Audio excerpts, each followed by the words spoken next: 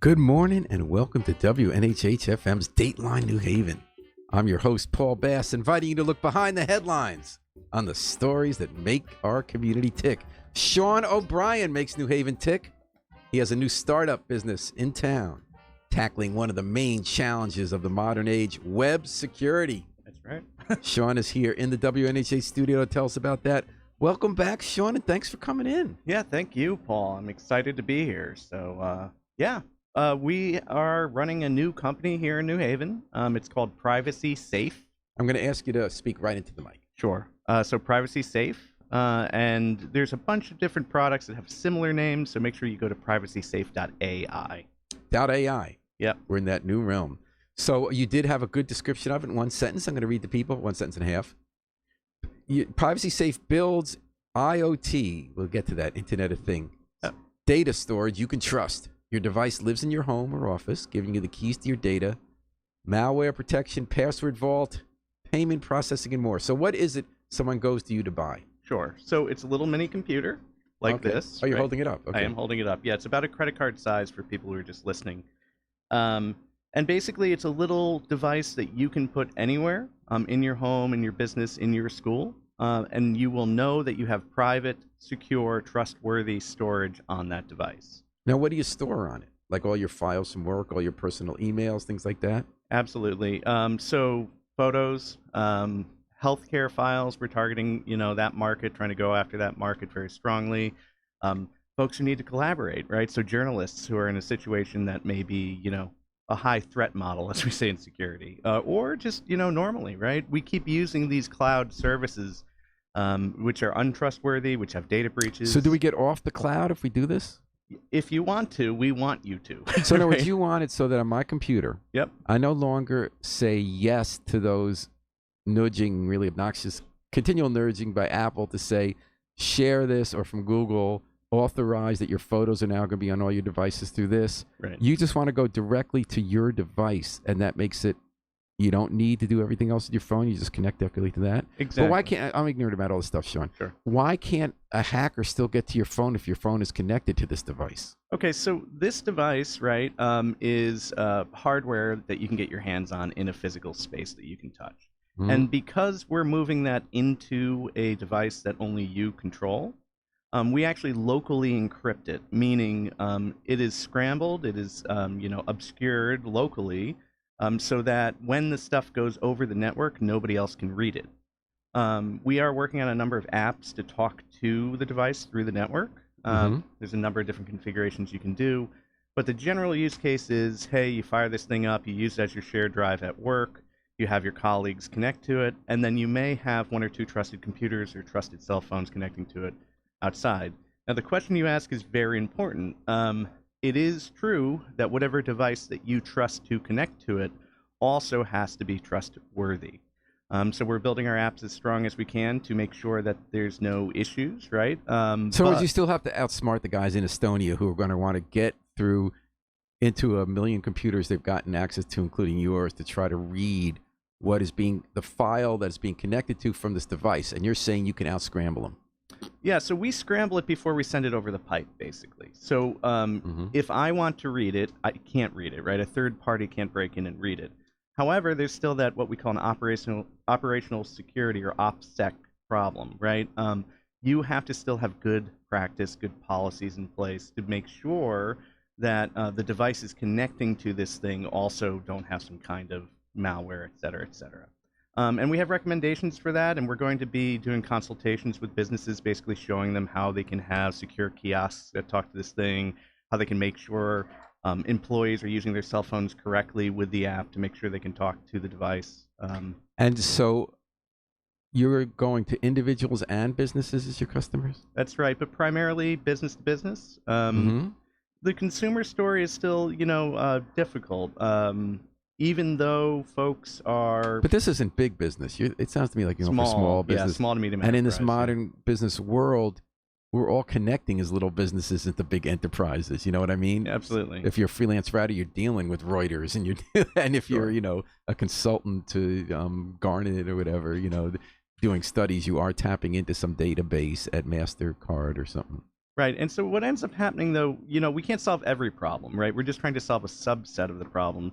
And the subset that we can solve is a very basic thing. We want people to be able to collaborate on documents, store them securely, and know that there's not going to be some data breach down the line, like an iCloud, like a Dropbox, from one of those places, and the stuff get out there. So small teams, right? Even in a big organization, they tend to be creative in the way they share files. Some people are going to send things as attachments via email. Some people are going to, use iCloud or Dropbox or something else, or a mix of all these things. So right? this is instead of iCloud or Dropbox. Exactly. But unlike those services, this includes something you hold. Right. And that's a huge difference. So we also are selling subscriptions to data centers that we're firing up, so that you can have sort of the best of both worlds. You have the thing you hold, but you also have the ability to back that up and sync it. I'm sorry, subscriptions to data. To a data center, basically a cloud service that we're going to be running. So you will have a cloud service too. That's right. So you're just going to have that. What do you call your device? So it's called Privacy Safe. The dev kit is what I'm holding here, the development kit. Dev kit is the name of that little metal device. Yes, yep. And that's $199. So this is going to ship in February. It isn't out yet. It's not out yet. Yeah, pre-orders for the device right now. So you can pre-order. You can. Yep. Go to the website. Please pre-order. It's great. You can also sign up for this. $199. Yep. And we're doing $299 for a different model. We're calling the Vision. That's our basic. And then we have our Pro model, which is going to be $599. So what's the $199? $199 just has more storage. It's also going to have more ports on it. This board has a few USB ports on it, but this other one, the basic model, is going to have a USB hub. So it's going to have the ability to plug in all kinds of external devices to the thing. All right. This is a new world we're in, Sean O'Brien. We're talking about that new world with Sean O'Brien. He's a New Haven tech expert who has a new company in town. Is the company called Privacy Safe? It sure is, yeah. And it's opening now. It's trying to help businesses figure out how to have lots of people working on stuff across devices and not letting the spies from Russia or Estonia get into it, or your competitor, right? Or the person who claims they have porn you never actually watched, and they're going to hold it up until you send them cryptocurrency. Exactly. That guy too, right? So, Sean, you work at Yale, correct? Yep. And what do you do there? So I lecture in cybersecurity at the law school. I've got two colleagues who I work with. We build a cybersecurity curriculum. It's really exciting. We're showing. So your job is lecturer. Yes, absolutely. How did that happen that you became a cybersecurity lecturer? I thought you used to be in IT. I was, yeah, as a sysadmin for many years, working at Yale and working other places as well. Basically, the law school is very interested in, as everybody is, cybersecurity, right? But more so from a policy regulatory level. This curriculum we're bringing in is very technical. So my colleagues, Scott Shapiro and Lauren Weisinger, we work together on a curriculum that's very hands-on.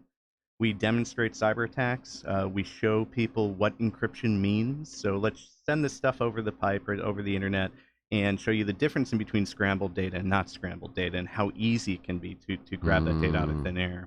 We do password cracking. We do all kinds of fun stuff. And we're just now getting into the really, really fun stuff. So it's going to be a good semester. Wow. So, Sean, now you've been in New Haven how long? So I grew up in East Haven. Oh, okay. I've been back in New Haven for about 6 years now, in Morse Cove. Yeah, and you've been on the show before talking about the airport. Yep. You marshaled a lot of work on that. I'm really interested in your new company. So where's it based? It's in Make Haven. Okay. So we have a desk on 770 Chapel Street. In the basement there, beautiful makerspace, very spacious, a lot of fun. We're doing all the 3D printing for the cases out of there, so we can prototype things up, we can test them out. And we're going to be doing workshops there as well. So if you're interested in the device, we are definitely going to be offering basically little mini classes that show you how to use it. And how many people work for you? Right now, about 6. Really? You have 6 full-time? Part-time intern, et cetera, et cetera. So you have 6 part-time workers? Yeah. And you can be able to do this while you also still work at Yale full-time? That's right. You're well, busy it's just one class this semester. I am scaling things down, right? Do that. And did you raise capital for this? No, not yet. So we are still looking to do that. So how did you build the device and how the website? You just doing that out of your own money? Yep. And so the funny story is a lot of it's actually Bitcoin funded. So Whoa, it's money tell that me I cashed how does out. it get Bitcoin funded? Well, no, not from them. It's just from my own wallet. I did relatively well this year. I think a lot of folks did if they cashed out at the right time. And I thought it would be smart to use that extra money to do something like this. So you made money on Bitcoin. This is something I'll never understand no matter how many podcasts I listen to and how much I read. Yeah. this cyber currency, a lot of people invested in it and then it tanked. That's Did you invest in it, make money, and get out in time? Yeah, so the original surge was in December 2017, right? That surge was huge. A lot of people made a lot of money. I was not part of that. But then, earlier this year, or actually it was October of last year, the currency was going down again. So I basically just bought low and I sold high. It went back up. Yeah, they go back up. Now it's going down and fluctuating pretty wildly day to day. But you did buy low, you did sell high, and you got enough to fund this. How much can I ask about how much you got to stock away for this? Yeah, so about $15,000. Good move. And that's just we're doing. That's what you cleared. That's right. And by with that money, you're doing the startup money here. I would think that all the money going, maybe you don't want it, all the kind of new economy investments taking place from government as well as venture capital, that they'd be banging down your door at Make Haven. They love you even more probably because you're not on the 20th floor of 195 Church. Yeah, right. With a suite. They Sure. probably, I would think people would want to pour money into you, but maybe you don't want it. So we're working on it. The issue with VCs and the issue with And that's venture capital. Yep, venture capital. Issue with startups generally is that one of their value adds, one of their value proposals to the investors is that they're sucking up data on all these folks, right? And we're turning that on its head. We're saying even if we wanted to, right, we can't read anything off your device. We can't read anything when we sync it to our backup services, right? We want to make sure that we can even look at your behavioral habits. So we're going to be using something called the Tor network primarily for the network transit. And that means we won't even know where the data is originating and where it's ending up. We don't want to know that stuff. And that's a proposition that is, I think bold, and it does fly in the face on the way a lot of startups are So making now that's money. really interesting because there is going to be a market. I'm going to argue that now all of a sudden there is going to be a market for defying the scoop up all the data. That since that the tech companies under such pressure about getting your privacy, that creates a market with greater awareness of how we don't want to give up all our privacy to Facebook and Google and Apple, that people are going to want to buy products like yours that do protect their privacy. So might there be a secondary VC market that goes against the main VC market of scooping up all your data? So we are going to reach folks who care very deeply about security, but also folks who are aware because they've had ransomware happen, or they've had, some data breach or, revenge porn and that sort of thing that's just ruins people's lives, right? And those folks it's an easy sell. We're going to see more of that. I will say that the consumer space has still not quite opened up to, But again, you're talking business to business anyway. Yes. And are they more concerned about company private secrets and Absolutely, yeah. And we're looking at healthcare, we're looking at legal, we're looking at education, we're looking at government. So, spaces that you traditionally would associate with, needing high security. But, again, we've talked to a lot of journalists, we've done a lot of customer development conversations where we try to iron out the best use cases for this sort of thing. And basically anyone who's trying to sit down, collaborate, send stuff over the network, they always have that very basic question: how do I send you these files and make sure that nobody else can look at them? So we're going to see a lot of uptick, and we're working on it. We'll get there. is there a lot of competition there? No. So we've done a lot of competitive analysis as well. So we did our homework for about 4 months, and we have a really good team who is very analytical and creative as well, but analytical too. The primary competitor in this area is a device called Helm, Helm, and they did very successful fundraising this year. They're different than us. They have proprietary components. So I would argue that our security model is more verifiable, and from a security standpoint, we can have this whole thing audited down to the circuitry, which is a promise they can't make. So. Very interesting. And the promises are coming from Sean O'Brien, one of New Haven's IT geniuses, who, besides lecturing Yale on cybersecurity, has started a new company with 6 part-time people in New Haven, out of Make Haven, called Privacy Safe, featuring a device, but there'll also be all sorts of cloud stuff that lets small businesses have people collaborate with other people and share files, documents, photos, whatever, and try to protect them from the wolves. Let's talk about those wolves, Sean O'Brien. What is the nature of the problem? What is the scale of hacking in our world that makes a product like Privacy Safe to emerge? Sure. So we all have heard probably a lot, but some of us know only a little bit about viruses, ransomware, which is, a virus that infects your computer and basically makes you pay up for your data. when you pay, you may not even get it back, right? So that sort of thing, I think folks are aware of, and it's starting to bleed into the mainstream. You'll see infomercials late at night with, Rudy Giuliani or somebody talking about. Oh my God, that is the last guy Yeah, I'm going to give my data to. He's in charge of cybersecurity. As far as I'm aware, he's a cyber czar. But anyway, If he stays out of jail. well, we'll see what happens, right? Long story short, though, that goes to show that there's a very strong awareness in the mainstream of that sort of thing. But the other issue, which is one that I'm also deeply invested in and which we don't think as much about, is privacy, general privacy harm, right? So it's one thing to say to Apple, okay, I want to keep the FBI out of my phone and locally encrypt it, right? I want to make sure that I trust Apple with everything I have and they can just take over my entire computing life. But on the back end, Apple is studying you, right? They're looking at who you're talking to and when. They have, for example, hardware devices with what's called beacons, Bluetooth BLE beacons, and those track people's movements. iPhones keep their Bluetooth on constantly. You can be surveilled, of course, via your Wi-Fi connections and what networks you're walking by. And then, the apps that are in the app stores, iOS App Store, as well as especially Google Play, which actually I've done a lot of research into, there are just tons and tons of trackers that are doing, corporate espionage on you. Wow. And so that part of the problem is something that I also, care deeply about, and this device does solve. It's one thing to say, well, I hope Dropbox doesn't lose my stuff and try to lock it up that way. But it's another thing for Dropbox to honestly look you in the eye and say, we don't track you. We don't look at any of your metadata, which is data about your data, right? Your movements, who you share it with, et cetera. They're not able to do that, and we want to be able to do that. So you want to get rid of your iPhone, though. So won't they still be tracking your movements? Won't Facebook still be tracking your movements, or is that only when you're in the app?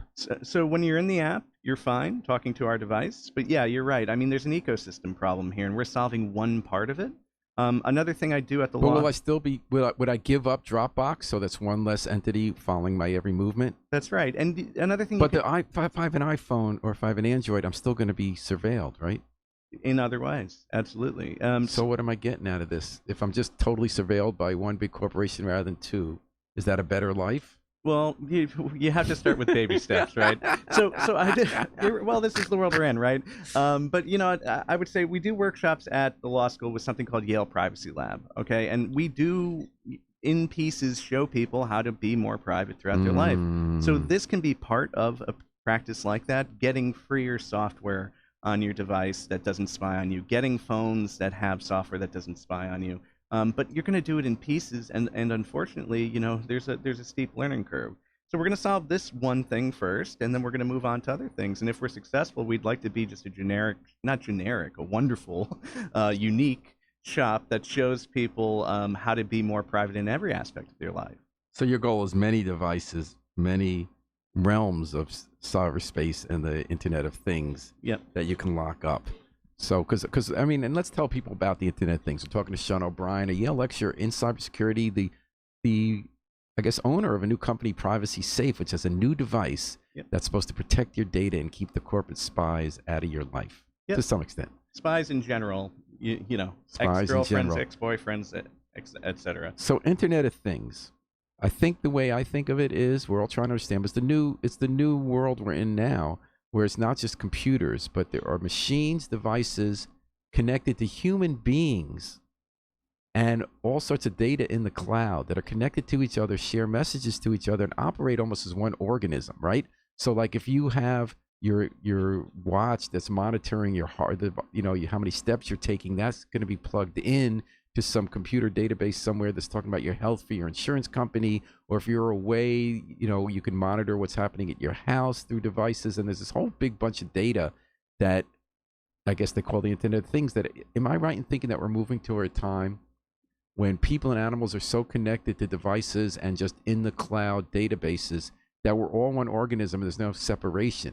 So that's a world I don't want to be in, and I can tell you a little bit why. But first, I just want to say, so these little mini devices like Does that make this, any sense though? Because you're the expert and I'm the idiot. That's how I understand it. that is the conception that some folks are putting out there. I mean, they're going in our brain, right? There are plans to have implants in your brain or in Sure. your eyeglasses, at least for starting, Sure. so that your every movement and reaction, they're saying they're developing something now, even what you're thinking you want, they can detect and then hook you up to.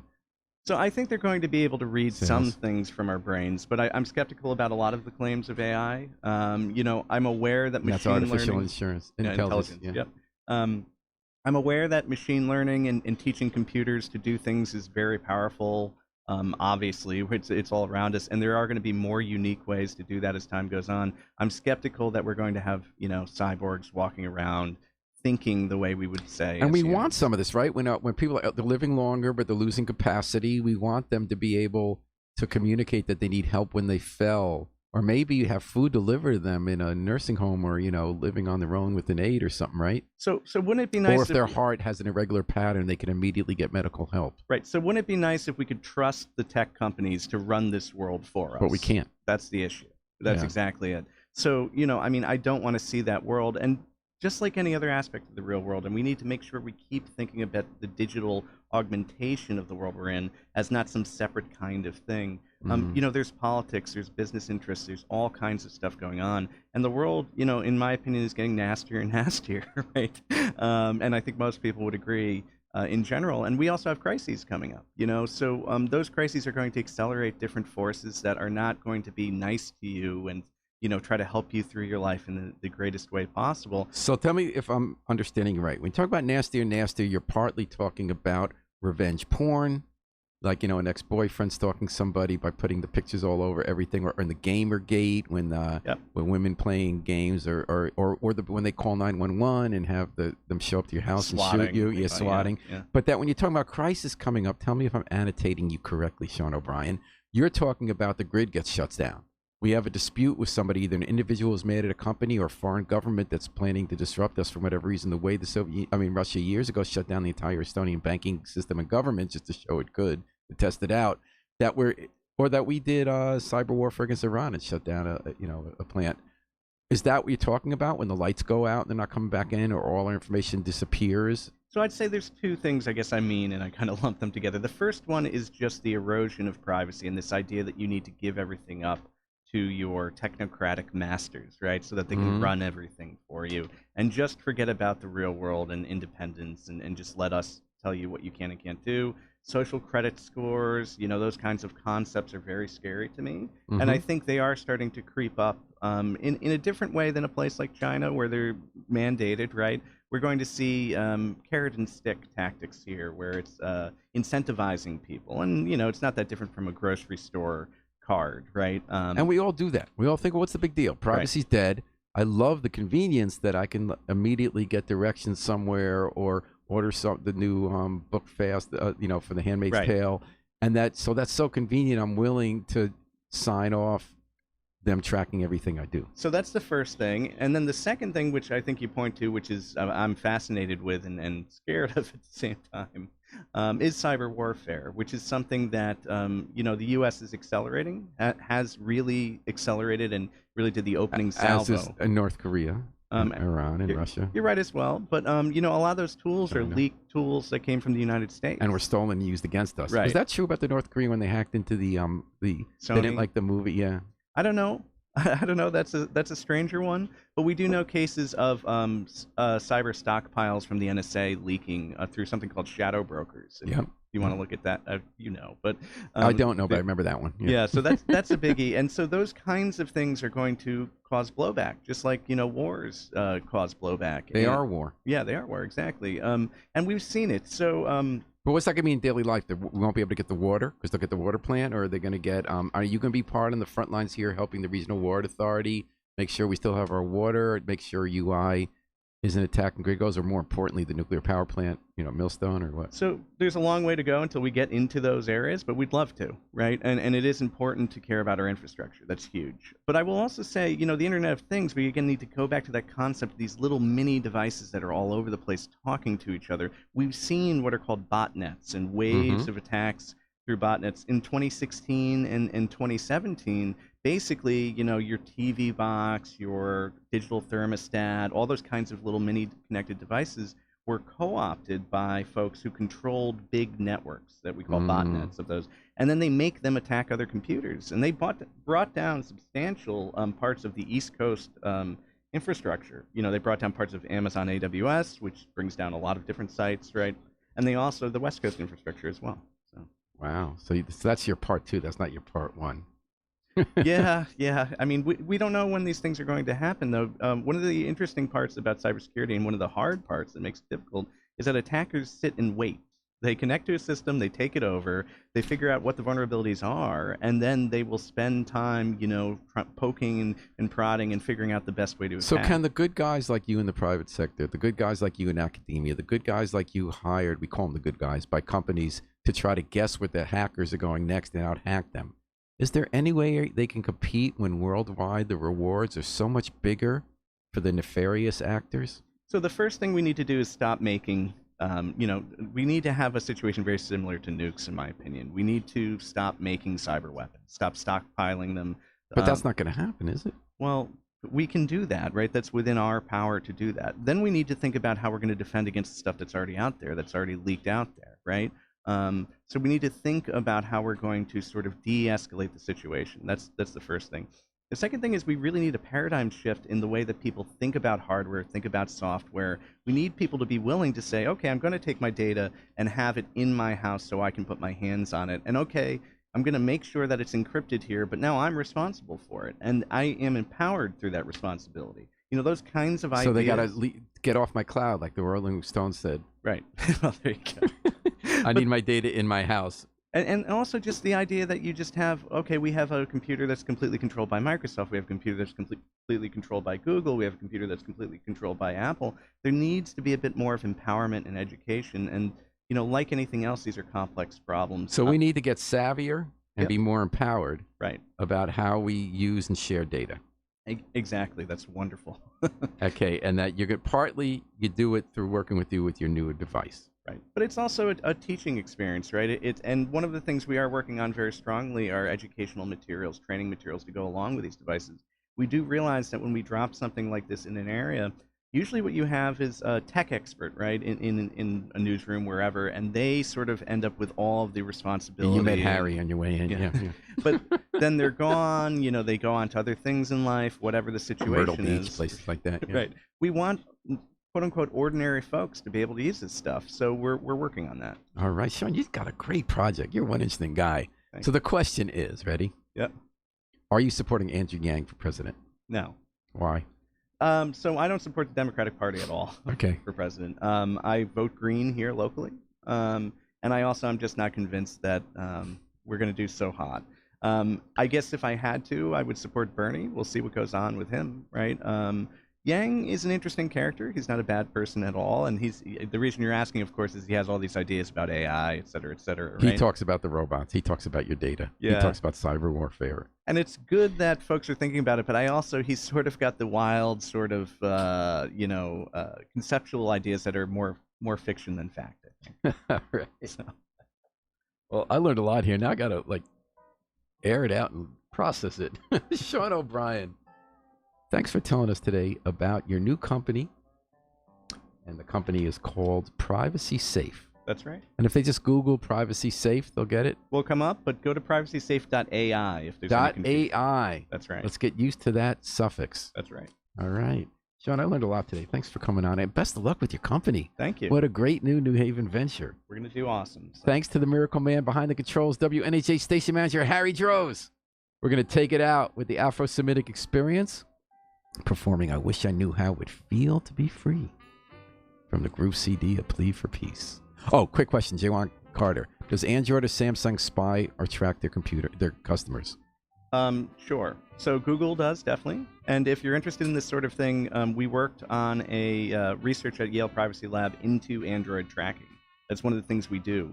So please feel free to reach out to me or just look at the Yale Privacy Lab stuff we've done. There are definitely trackers on Google devices. However, you can, if you know what to do, make them much safer, much more private. So, thanks for the question, Jay. For listening. Thanks to Sean. Thanks to Harry. We're going to take it out with the Afro-Semitic Experience performing I Wish I Knew How It Would Feel to Be Free from the group CD, A Plea for Peace. This is Paul Bass inviting you to fly free with us all day and all night long at WNHH, New Haven's home for community radio.